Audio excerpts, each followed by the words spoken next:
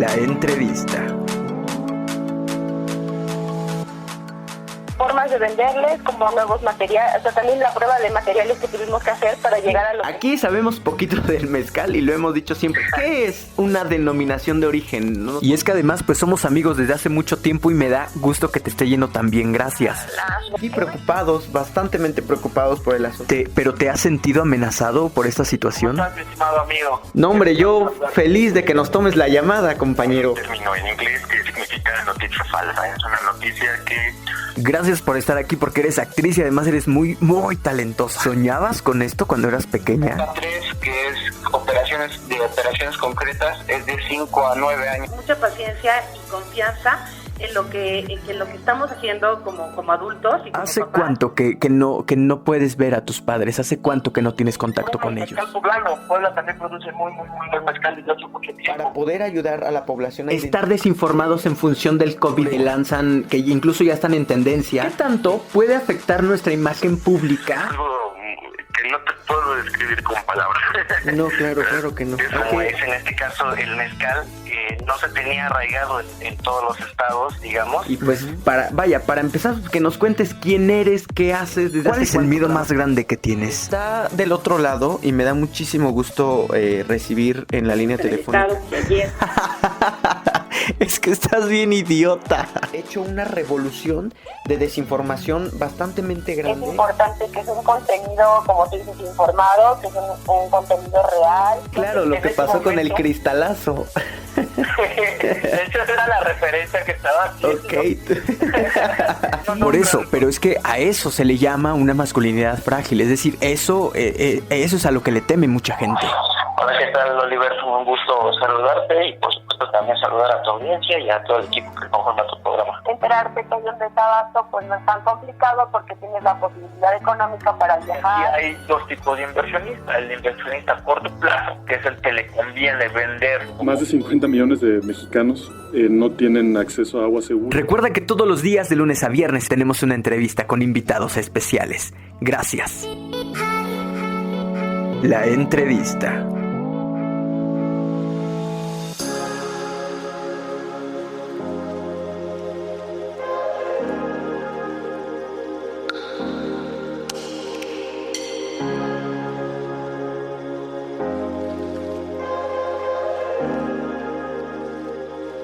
Ya tenemos nuevamente en la línea telefónica a mi estimado Iván Loranca. ¿Cómo estás, Iván? Buenos días. Iván González Loranca. Siempre te presento nada más con tu segundo apellido. Bienvenido, buenos días.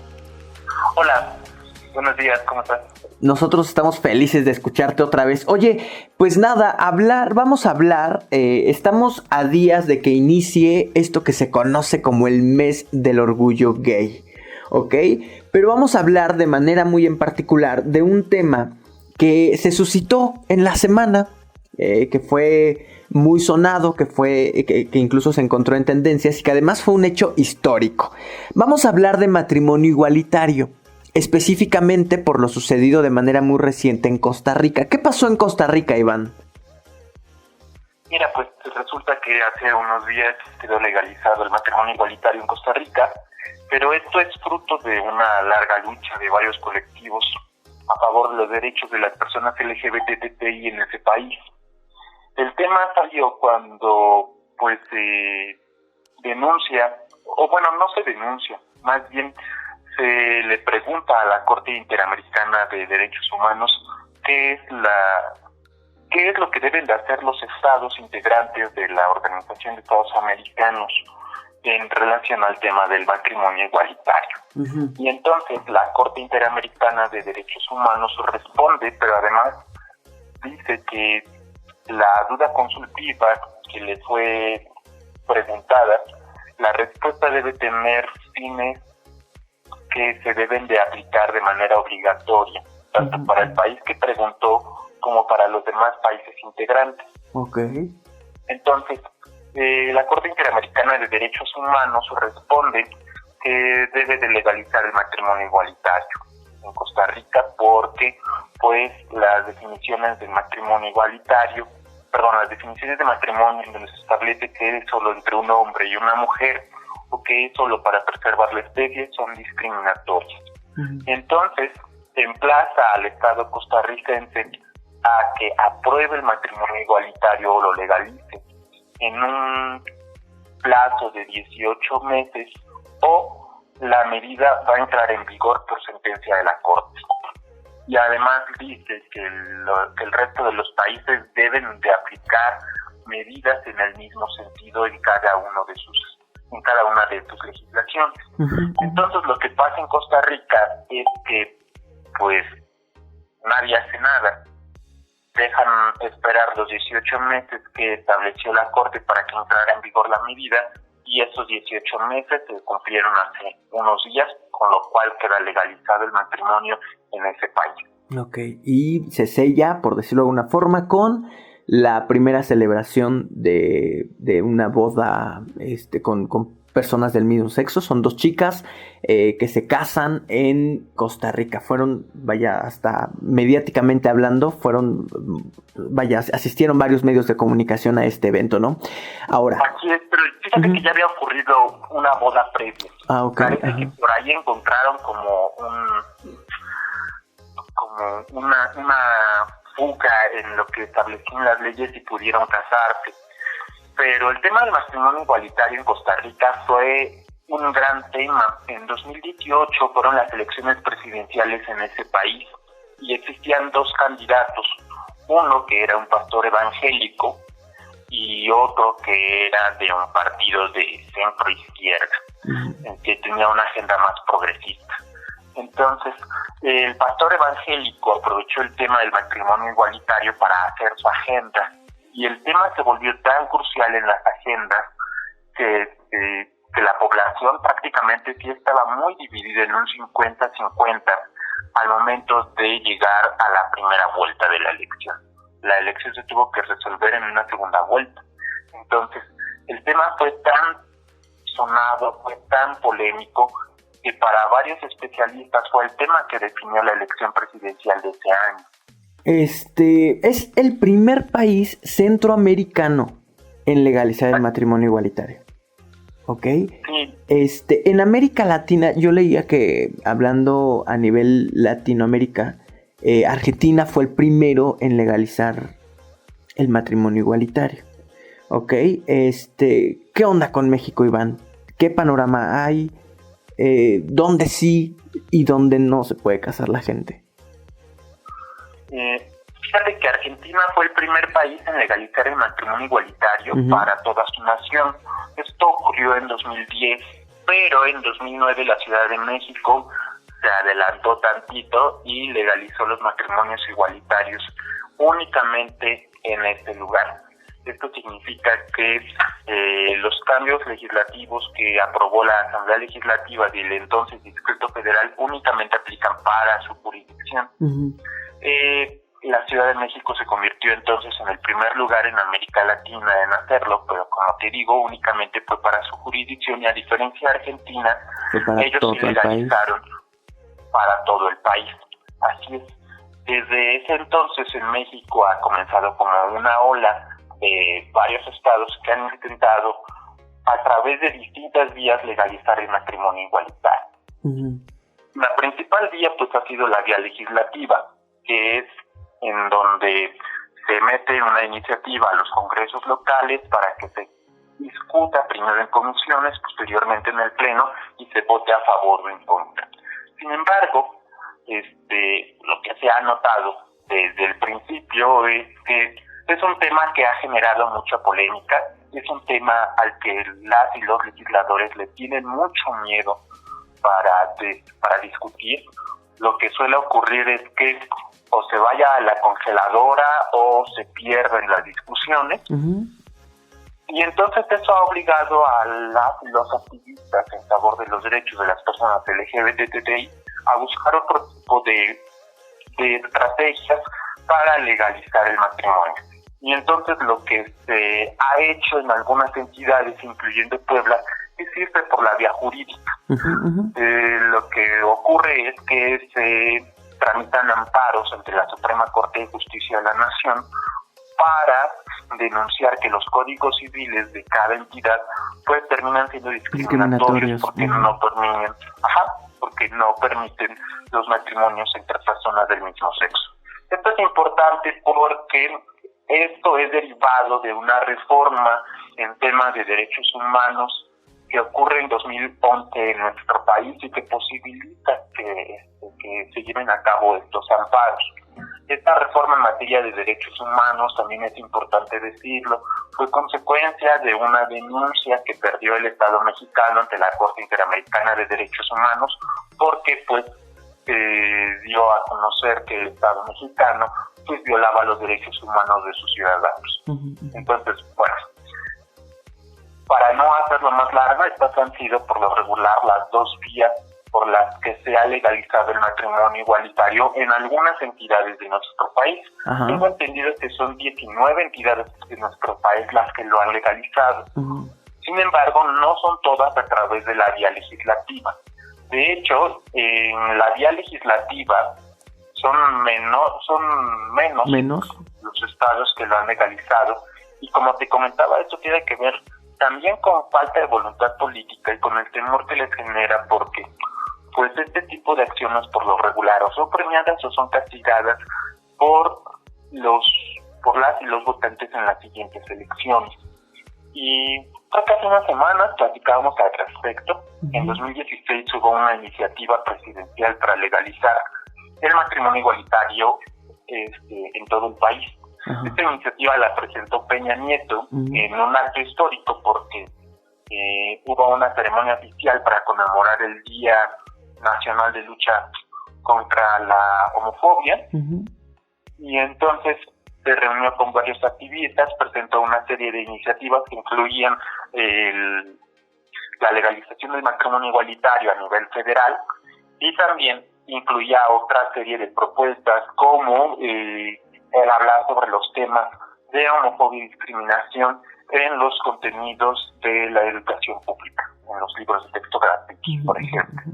Entonces, lo que ocasionó esta propuesta, que a medio mundo le cayó por sorpresa, fue que no se recibió con buenos ojos por parte de varios sectores de la población, incluyendo a la gente de su propio partido político, claro. Así es. Entonces, lo que ocasionó fue el surgimiento de grupos conservadores, tanto a nivel nacional como en cada entidad, que se agruparon en torno a lo que se conoce como Frente Nacional por la Familia.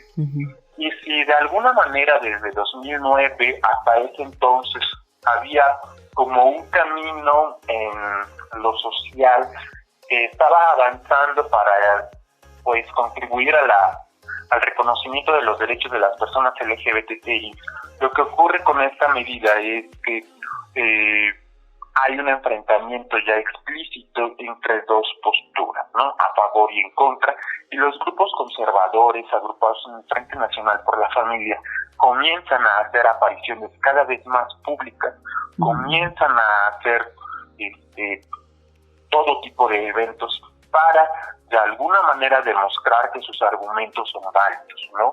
Entonces tenemos la figura del camión naranja, que es un camión que ha circulado en varias partes del mundo, en donde denuncian a la ideología de género y en donde le dicen a la sociedad que lo que es importante es mantener la familia tradicional. Este camión naranja incluso visitó Puebla. Ah, ya sé. Sí, entonces a partir de este momento sí hay como una polarización bastante grande en los sectores sociales, y es cada vez más común encontrarse con que en los lugares en donde se discuten las iniciativas en favor del matrimonio igualitario haya presencia de estos grupos conservadores presionando a las y los legisladores para que voten en contra de estas medidas. Para que las echen para atrás, para que no las dejen pasar, pues. Pero ahora, también recordando, o incluso si nos puedes ayudar con este asunto, recordando que el matrimonio es en realidad, vaya como el primer paso, por decirlo de alguna forma, porque en realidad la intención es pues que las parejas puedan gozar de ciertos beneficios, ¿no? De beneficios de los que gozan las parejas tradicionales, por decirlo de alguna forma, pues que son sus servicios de salud, ¿no? Vaya, seguridad social, de Infonavit, de Fobiste, e incluso que puedan formar una familia, vaya, entiendo que ya son una familia, pero que puedan adoptar niños, pues, ¿no? Sí, y así es. Fíjate que el primer paso fue el legislar en materia de discriminación. Okay. Si no se hubiera legislado en materia de discriminación, estas iniciativas o estas estrategias jurídicas no hubieran pasado. Y esto es importante mencionarlo porque en nuestro país, si no mal recuerdo fue en 2006, hubo una modificación al artículo 1 de la Constitución en donde se establece que en nuestro país está prohibida la discriminación por todo tipo de motivos, y en ese entonces se intentó meter el tema de preferencias sexuales. En el artículo 1 de la Constitución se establecen como todas las razones por las cuales está prohibida la discriminación, y en ese entonces se intentó meter el tema de preferencias sexuales, y el entonces el líder de la bancada del PAN, que era Diego Fernández de Ceballos, se opuso totalmente y dijo que si se metía la palabra sexuales, él y su bancada se iban a encargar de que pues definitivamente no se reformara ningún punto en torno a ese artículo, y entonces no iba a pasar nada sobre el tema de discriminación. En ese primer intento es que queda excluido el tema de preferencias sexuales, y entonces el tema de homofobia, lesbofobia, bifobia, transfobia, homofobia, lesbofobia y bifobia no son reconocidos en la Constitución. Y lo que te platicaba en 2011, cuando viene esta reforma en materia de derechos humanos, lo que ocurre es un gran cambio en nuestro país. Lo que cambia es como esta perspectiva, y lo que se conocía antes como garantías individuales, los artículos 1 al 29 de la Constitución, ahora pasan a denominarse derechos humanos. Y en esa modificación se incluye el tema de preferencias sexuales, ya de manera explícita. De hecho, hasta la fecha está de esta manera. Está prohibida en México la discriminación por preferencias sexuales. Menciona otras causas más, pero está incluida, y cuando se llevan a cabo los amparos para denunciar los códigos civiles estatales discriminatorios, pues esta palabrita es la que ha sido importantísimo para denunciar precisamente el tema de la discriminación. Entonces, el primer paso tiene que ser el denunciar la discriminación, para que a partir de esa manera pues se pueda reconocer que lo que tienen los códigos civiles, pues en efecto estos artículos que excluyen a las parejas del mismo sexo, para que entonces ya se pueda legislar en torno al matrimonio igualitario y posteriormente sobre otras medidas. Bien. Sí, como esta cuestión de no legalizar a medias, por decirlo de alguna forma, ¿no? Entre como no hacerlo válido dentro de sus vaya, como de sus códigos.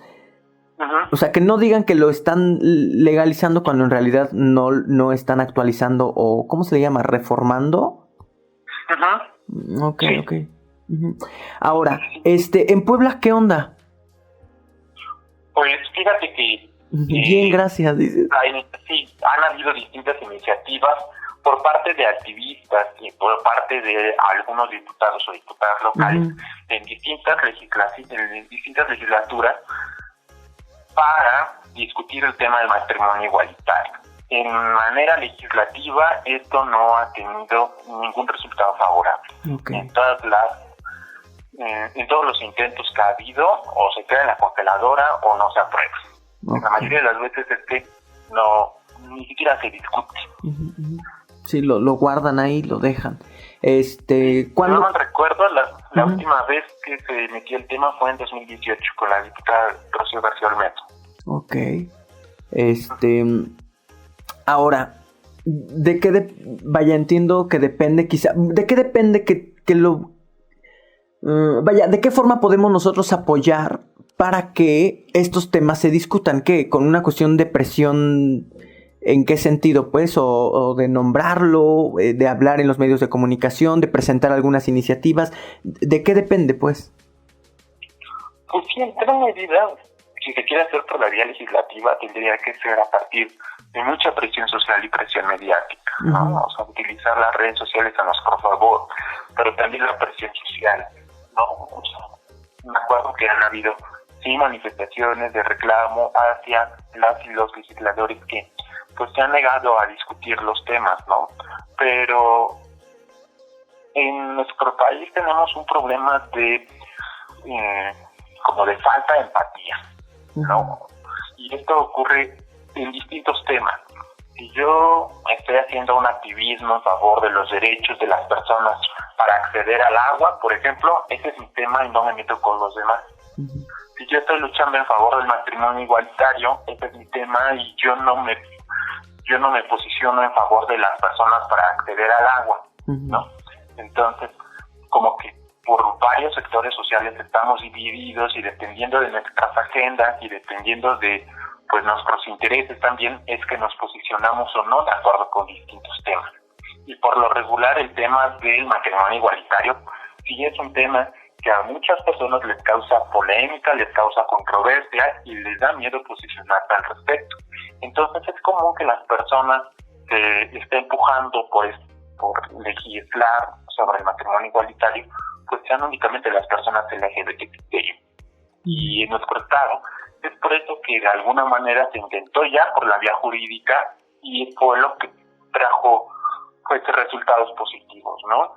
En nuestro estado se metieron amparos colectivos e individuales ante la Suprema Corte para denunciar que algunos artículos del Código Civil del Estado son discriminatorios y entonces la Suprema Corte de Justicia dictó sentencia a favor de las personas que metieron el amparo y en efecto autorizó como el matrimonio igualitario a partir de esta vía, de la vía jurídica. Eso significa que las personas que estén contra el matrimonio deben de hacerlo pues a través de la vía jurídica. Esto significa como pues empezar como un juicio.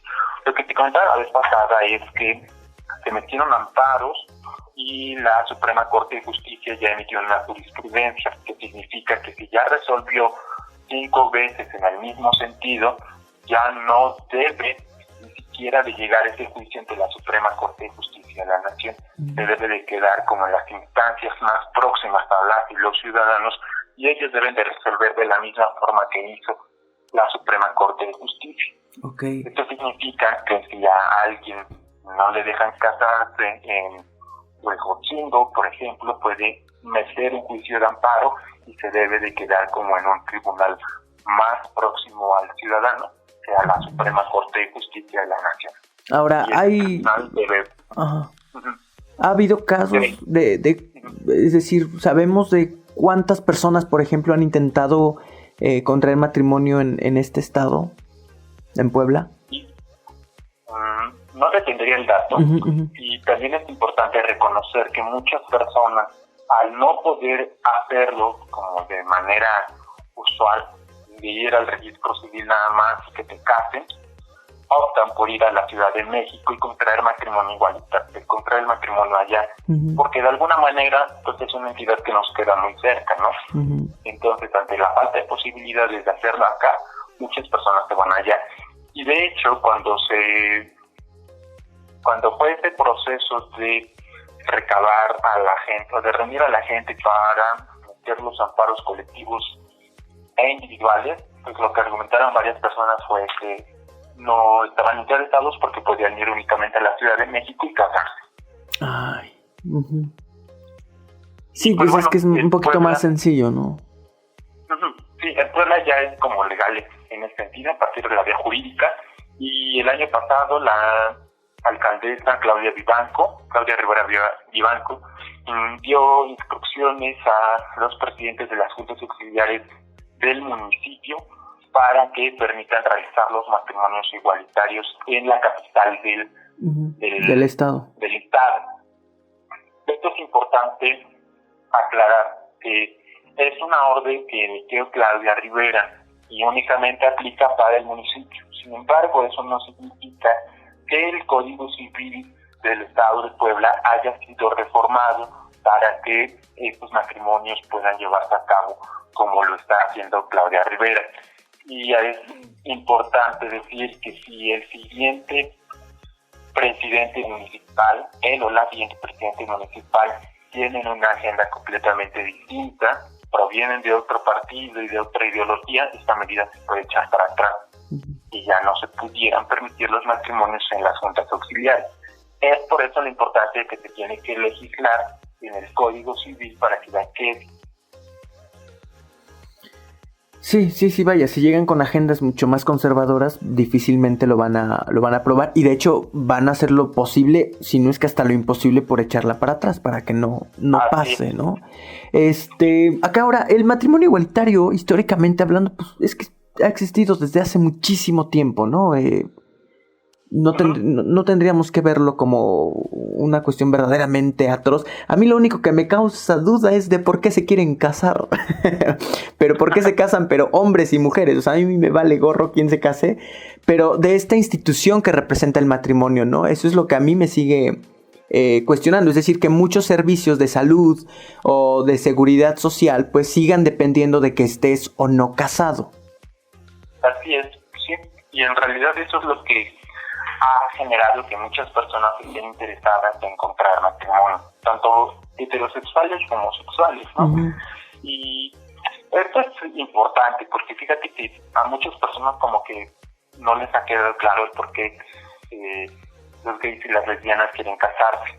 Durante la crisis del VIH-Sida en los años 80, 90, muchas personas no pudieron estar en contacto con sus parejas mientras fueron hospitalizados y las familias les negaron los derechos de verle o de siquiera heredar algo que habían construido juntos en cuestión patrimonial por no estar casados. Entonces fue a partir de ese momento que los gays y las lesbianas empezaron a pugnar por el tema del matrimonio, y es un tema que ha generado muchas divisiones también al interior de los colectivos de activistas en favor de las personas LGBTI, porque no hay que olvidar que las luchas en favor de la revolución y la liberación sexual comenzaron cuestionando el matrimonio como una institución sumamente patriarcal, sumamente violenta, que pues no deja que las personas puedan ser libres en su cuerpo y su sexualidad.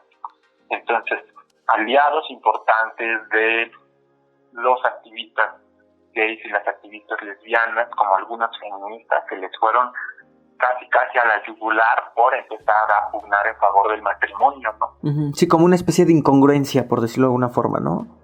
Así es, y también es importante señalar que el tema del matrimonio igualitario no es el único en la agenda de los derechos en favor de las personas LGBTI, porque muchas veces mediáticamente es lo primero que se pregunta o es lo primero que llama más la atención, matrimonio.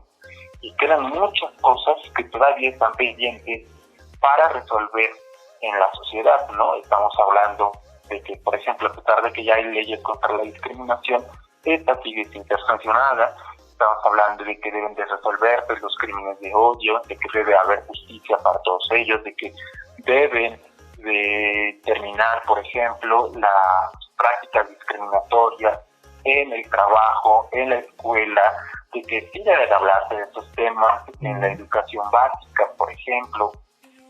Son muchos los pendientes que aún quedan y, digamos, los reflectores se los sigue llevando el tema del matrimonio igualitario, y es una trampa pensar que la agenda de los derechos LGBTI únicamente se acaba ahí, ¿no? Sí, claro. Empiezan, se puede. Son parte de toda una serie de temáticas que hay que atender, ¿no? Pues, como siempre, muy agradecidos contigo, Iván. ¿Tu contacto? Pues, @sociologay_ en Twitter, y ahí es donde pueden localizar. Bien.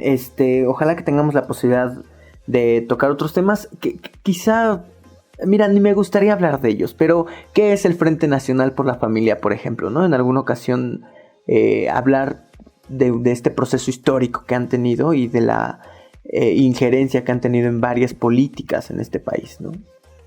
Va, sí, con gusto.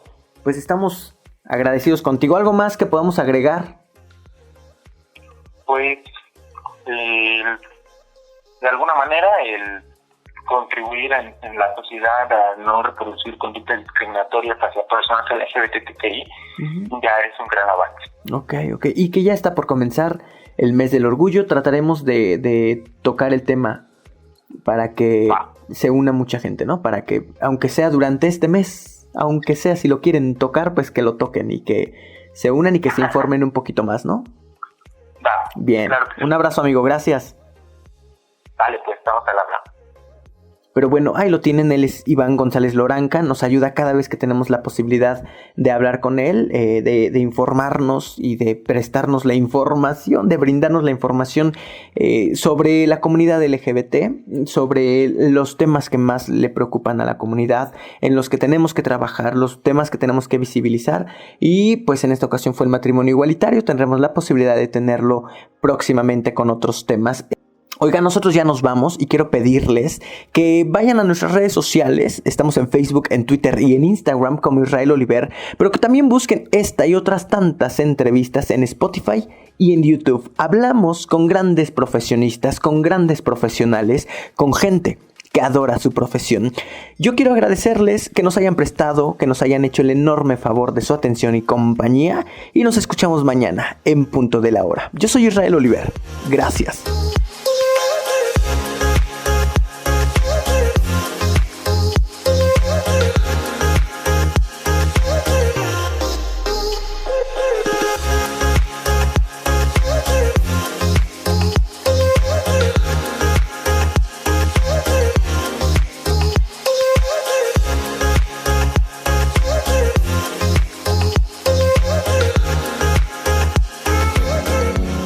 Toda la información de este programa está disponible en Facebook. Búscanos, Israel Oliver.